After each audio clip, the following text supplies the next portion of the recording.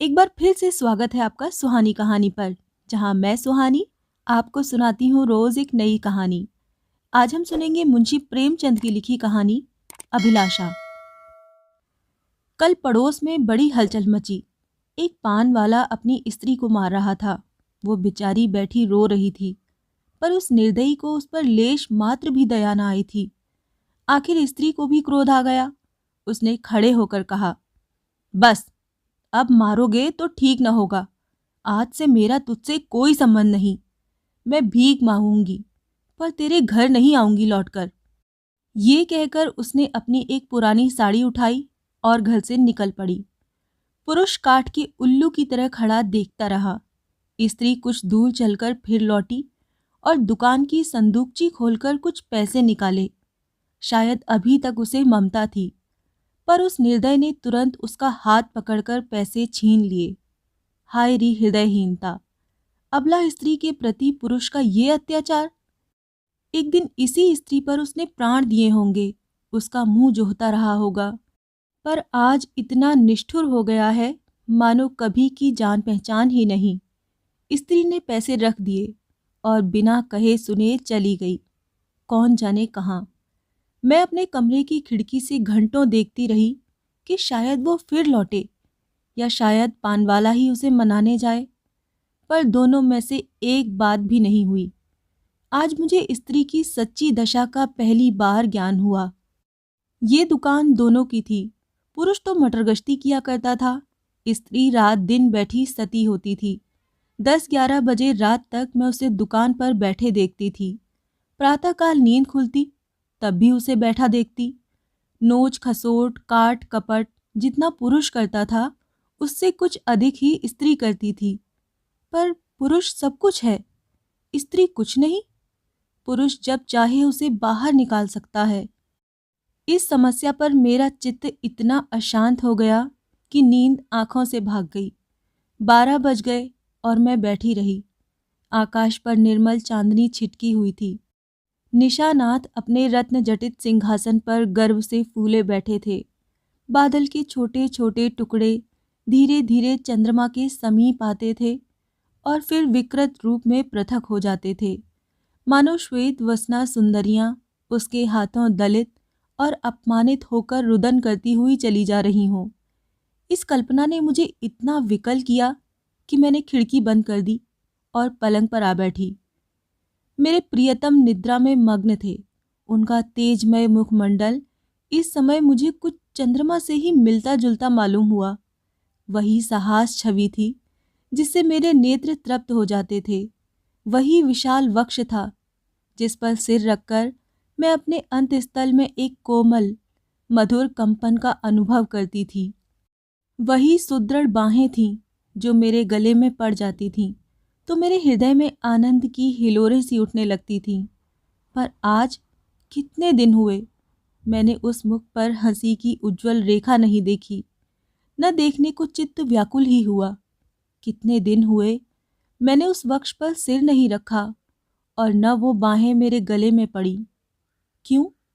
क्या मैं कुछ और हो गई, या पतिदेव ही कुछ और हो गए? अभी कुछ बहुत दिन भी तो नहीं बीते। कुल 5 साल हुए हैं। कुल 5 साल जब पतिदेव ने विकसित नेत्रों और लालायित अधरों से मेरा स्वागत किया था। मैं लज्जा से गर्दन झुकाए हुए थी। हृदय में कितनी प्रबल उत्कंठा हो रही थी कि उनकी मुख छवि देख लूं, पर लज्जावश सिर न उठा सकती थी। आखिर एक बार मैंने हिम्मत करके आंखें उठाईं और यद्यपि दृष्टि आधे रास्ते से ही लौट आई, तो भी उस अर्ध दर्शन से मुझे जो आनंद मिला, क्या उसे कभी भूल सकती हूँ? वो चित्र अब भी मेरे हृदय पट पर खिंचा हुआ है। जब कभी उसका स्मरण आ जाता है, हृदय पुलकित हो उठता है। उस आनंद स्मृति में अब भी वही गुदगुदी, वही सनसनी है। लेकिन अब रात दिन उस छवि के दर्शन करती हूँ। उषा काल, प्रातः काल, मध्याह्न काल, संध्या काल, निशा काल, 8 पहर उसको देखती हूँ, पर हृदय में गुदगुदी नहीं होती। वो मेरे सामने खड़े मुझसे बातें किया करते हैं। मैं क्रोशिये की ओर देखती रहती हूँ। जब वो घर से निकलते थे तो मैं द्वार पर आकर खड़ी हो जाती थी। और जब वो पीछे फिरकर मुस्कुरा देते थे तो मुझे मानो स्वर्ग का राज्य मिल जाता था। मैं तीसरे पहर कोठे पर चढ़ जाती थी और उनके आने की बाट जो होने लगती थी। उनको दूर से आते देखकर मैं उन्मत्त सी होकर नीचे आती और द्वार पर जाकर उनका अभिवादन करती। पर अब मुझे ये भी नहीं मालूम होता कि वो कब जाते हैं और कब आते हैं। जब बाहर का द्वार बंद हो जाता है तो समझ जाती हूँ कि वो चले गए। जब द्वार खुलने की आवाज़ आती है तो समझ जाती हूँ कि आ गए। समझ में नहीं आता कि मैं ही कुछ और हो गई या पतिदेव ही कुछ और हो गए। तब वो घर में बहुत ना आते थे। जब उनकी आवाज़ कानों में जाती तो मेरी देह में बिजली सी दौड़ जाती थी। उनकी छोटी छोटी बातों, छोटे छोटे कामों को भी मैं अनुरक्त मुग्ध नेत्रों से देखा करती थी। वो जब छोटे लाला को गोद में उठाकर प्यार करते थे, जब टॉमी का सिर थपथपाकर उसे लिटा देते थे, जब बूढ़ी भक्तिन को चिढ़ाकर बाहर भाग जाते थे, जब बाल्टियों में पानी भर भर पौधों को सींचते थे, तब ये आंखें उसी ओर लगी रहती थीं। पर अब वो सारे दिन घर में रहते हैं, मेरे सामने हंसते हैं, बोलते हैं, मुझे खबर भी नहीं होती। न जाने क्यों। तब किसी दिन उन्होंने फूलों का एक गुलदस्ता मेरे हाथ पर रख दिया था और मुस्कुराए थे। वो प्रणय का उपहार पाकर मैं फूली न समाई थी। केवल थोड़े से फूल और पत्तियां थीं, पर उन्हें देखने से मेरी आंखें किसी भांति तृप्त ही न होती थीं। कुछ देर हाथ में लिए रही, फिर अपनी मेज पर फूलदान में रख दिया। कोई काम करती होती तो बार बार आकर उस गुलदस्ते को देख जाती। कितनी बार उसे आंखों से लगाया, कितनी बार उसे चूमा।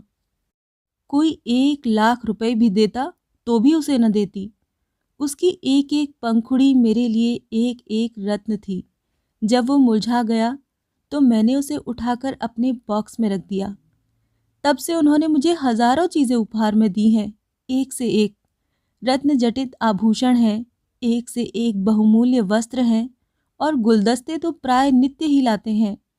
लेकिन इन चीज़ों को पाकर वो उल्लास नहीं होता। मैं उन चीज़ों को पहनकर आईने में अपना रूप देखती हूँ और गर्व से फूल उठती हूँ। अपनी हमजोलियों को दिखाकर अपना गौरव और उनकी ईर्ष्या बढ़ाती हूँ। बस अभी थोड़े ही दिन हुए हैं, उन्होंने मुझे चंद्रहार दिया है। जो इसे देखता है मोहित हो जाता है। मैं भी उसकी बनावट और सजावट पर मुग्ध हूँ। मैंने अपना संदूक खोला और उस गुलदस्ते को निकाल लाई। आह! उसे हाथ में लेते ही मेरी एक एक नस में बिजली दौड़ गई। हृदय के सारे तार कंपित हो गए। वो सूखी हुई पंखुड़ियाँ जो अब पीले रंग की हो गई थीं, बोलती हुई मालूम होती थीं। उसके सूखे मुरझाए हुए फूलों के अस्फुटित कंपित अनुराग में डूबे शब्द साएं साएं करके निकलते हुए जान पड़ते थे। किंतु वो रत्न जटित कांति से दमकता हुआ हार स्वर्ण और पत्थरों का एक समूह था, जिसमें प्राण न थे, संज्ञा न थी, मर्म न था। मैंने फिर गुलदस्ते को चूमा, कंठ से लगाया, आर्द्र नेत्रों से सींचा और फिर संदूक में रखाई। आभूषणों से भरा हुआ संदूक भी उस एक स्मृति चिन्ह के सामने तुच्छ था। ये क्या रहस्य था? फिर मुझे उनके एक पुराने पत्र की याद आ गई। उसे उन्होंने कॉलेज से मेरे पास भेजा था। उसे पढ़कर मेरे हृदय में जो आनंद हुआ था, जो तूफान उठा था, आंखों से जो नदी बही थी, क्या उसे कभी भूल सकती हूँ? उस पत्र को मैंने अपनी सुहाग की पिटारी में रख दिया था। इस समय उस पत्र को पढ़ने की प्रबल इच्छा हुई। मैंने पिटारी से वो पत्र निकाला। उसे स्पर्श करते ही मेरे हाथ कांपने लगे, हृदय में धड़कन होने लगी। मैं कितनी देर उसे हाथ में लिए खड़ी रही, कह नहीं सकती। मुझे ऐसा मालूम हुआ कि मैं फिर वही हो गई हूँ जो पत्र पाते समय थी। उस पत्र में क्या प्रेम के कवित्वमय उद्गार थे? क्या प्रेम की साहित्यिक विवेचना थी? क्या वियोग व्यथा का करुण क्रंदन था? उसमें तो प्रेम का एक शब्द भी नहीं था। लिखा था, कामिनी, तुमने 8 दिनों से मुझे कोई पत्र नहीं लिखा। क्यों नहीं लिखा? अगर तुम मुझे पत्र न लिखोगी तो मैं होली की छुट्टियों में घर नहीं आऊँगा। इतना समझ लो। आखिर तुम सारे दिन क्या करती हो? मेरे उपन्यासों की अलमारी खोल ली है क्या? आपने मेरी अलमारी क्यों खोली? समझती होगी मैं पत्र न लिखूंगी तो बच्चा खूब रोएंगे और हैरान होंगे। यहाँ इसकी परवाह नहीं। 9 बजे रात को सोता हूँ तो 8 बजे उठता हूँ। कोई चिंता है तो यही कि फेल न हो जाऊं। अगर फेल हुआ तो तुम जानोगी। कितना सरल, भोले भाले हृदय से निकला हुआ निष्कपट मानपूर्ण आग्रह और आतंक से पत्र भरा हुआ था। मानो उसका सारा उत्तरदायित्व ही मेरे ऊपर था। ऐसी धमकी क्या अब भी वो मुझे दे सकते हैं? कभी नहीं। ऐसी धमकी वही दे सकता है जो न मिल सकने की व्यथा को जानता हो, उसका अनुभव करता हो। पतिदेव अब जानते हैं इस धमकी का मुझ पर कोई असर न होगा। मैं हंसूंगी और आराम से सोऊंगी, क्योंकि मैं जानती हूँ वो अवश्य आएंगे और उनके लिए ठिकाना ही कहाँ है, जा ही कहाँ सकते हैं। तब से उन्होंने मेरे पास कितने पत्र लिखे हैं। 2 दिन को भी बाहर जाते हैं तो ज़रूर एक पत्र भेजते हैं, और जब 10-5 दिन को जाते हैं तो नित्य प्रति एक पत्र आता है। पत्रों में प्रेम के चुने हुए शब्द, चुने हुए वाक्य, चुने हुए संबोधन भरे होते हैं। मैं उन्हें पढ़ती हूँ और एक ठंडी सांस लेकर रख देती हूँ। हाय, वो हृदय कहाँ गया?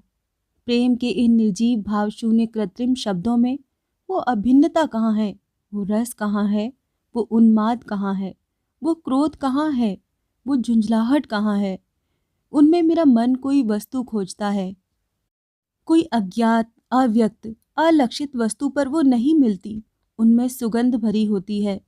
पत्रों के कागज आर्ट पेपर को मात करते हैं, पर उनका ये सारा बनाव संवार किसी गत यौवना नायिका के बनाव श्रृंगार के सदृश ही लगता है। कभी कभी तो मैं पत्रों को खोलती भी नहीं। मैं जानती हूँ उनमें क्या लिखा होगा। उन्हीं दिनों की बात है। मैंने तीजे का व्रत किया था। मैंने देवी के सम्मुख सिर झुकाकर वंदना की थी। देवी, मैं तुमसे केवल एक वरदान मांगती हूँ। हम दोनों प्राणियों में कभी विच्छेद न हो, और मुझे कोई अभिलाषा नहीं। मैं संसार की और कोई वस्तु नहीं चाहती। तब से 4 साल हो गए हैं और हम में एक दिन के लिए भी विच्छेद नहीं हुआ। मैंने तो केवल एक वरदान मांगा था। देवी ने वरदानों का भंडार ही मुझे सौंप दिया।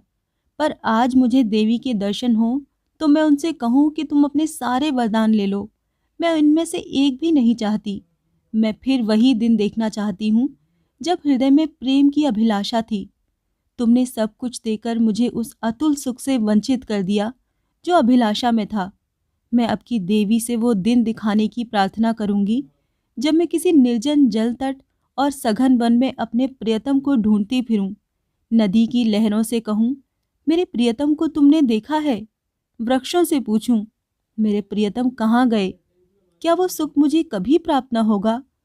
उसी समय मंद शीतल पवन चलने लगी। मैं खिड़की के बाहर सिर निकाले खड़ी थी। पवन के झोंके से मेरे केश की लटें बिखरने लगी। मुझे ऐसा आभास हुआ मानो मेरे प्रियतम वायु के इन उच्छ्वासों में हैं। फिर मैंने आकाश की ओर देखा। चांद की किरणें चांदी के जगमगाते तारों की भांति आंखों से आंख मिचौनी सी खेल रही थी। आंखें बंद करते समय सामने आ जाती, पर आंखें खोलते ही अदृश्य हो जाती थी।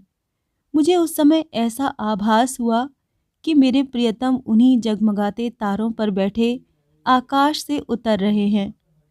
उसी समय किसी ने गाया, अनोखे से नेही के त्याग, निराले पीड़ा के संसार, कहाँ होते हो अंतर ध्यान, लुटा करके सोने सा प्यार, लुटा करके सोने सा प्यार। ये पद मेरे मर्म स्थल को तीर की भांति छेदता हुआ कहाँ चला गया नहीं जानती। मेरे रोए खड़े हो गए। आंखों से आंसुओं की झड़ी लग गई। ऐसा मालूम हुआ जैसे कोई मेरे प्रियतम को मेरे हृदय से निकाले लिए जाता है। मैं जोर से चिल्ला पड़ी। उसी समय पतिदेव की नींद टूट गई। वो मेरे पास आकर बोले, क्या तुम अभी चिल्लाई थी? अरे, तुम रो रही हो? क्या बात है? कोई स्वप्न तो नहीं देखा? मैंने सिसकते हुए कहा, रोऊं ना तो क्या हंसूं? स्वामी ने मेरा हाथ पकड़कर कहा, क्यों? रोने का कोई कारण है या यूं ही रोना चाहती हो? क्या मेरे रोने का कारण तुम नहीं जानते? मैं तुम्हारे दिल की बात कैसे जान सकता हूँ? तुमने जानने की चेष्टा कभी की है? मुझे इसका सान गुमान भी न था कि तुम्हारे रोने का कोई कारण हो सकता है। तुमने तो बहुत कुछ पढ़ा है, क्या तुम भी ऐसी बात कह सकते हो? स्वामी ने विस्मय में पढ़कर कहा, तुम तो पहेलियां बुझवाती हो। क्यों? क्या तुम कभी नहीं रोते? मैं क्यों रोने लगा? तुम्हें अब कोई अभिलाषा नहीं है? मेरी सबसे बड़ी अभिलाषा पूरी हो गई। अब मैं और कुछ नहीं चाहता। ये कहते हुए पतिदेव मुस्कुराए और मुझे गले से लिपटा लेने को बढ़े। उनकी ये हृदयहीनता इस समय मुझे बहुत बुरी लगी। मैंने उन्हें हाथों से पीछे हटाकर कहा, मैं इस स्वांग को प्रेम नहीं समझती। जो कभी रो नहीं सकता वो प्रेम नहीं कर सकता। रुदन और प्रेम दोनों एक ही रेत से निकलते हैं। उसी समय फिर उसी गाने की ध्वनि सुनाई दी। अनोखे से नेही के त्याग, निराले पीड़ा के संसार, कहाँ होते हो अंतर ध्यान, लुटा करके सोने सा प्यार। पतिदेव की वो मुस्कुराहट लुप्त हो गई। मैंने उन्हें एक बार कांपते देखा। ऐसा जान पड़ा उन्हें रोमांच हो रहा है। सहसा उनका दाहिना हाथ उठकर उनकी छाती तक गया। उन्होंने लंबी सांस ली और उनकी आंखों से आंसू की बूंदें निकलकर गालों पर आ गईं। तुरंत मैंने रोते हुए उनकी छाती पर सिर रख दिया और उस परम सुख का अनुभव किया जिसके लिए कितने दिनों से मेरा हृदय तड़प रहा था। आज फिर मुझे पतिदेव का हृदय धड़कता हुआ सुनाई दिया। आज उनके स्पर्श में फिर स्फूर्ति का ज्ञान हुआ। अभी तक उस पद के शब्द मेरे हृदय में गूंज रहे थे, कहाँ होते हो अंतर ध्यान, लुटा करके सोने सा प्यार। ये थी मुंशी प्रेमचंद की लिखी कहानी अभिलाषा।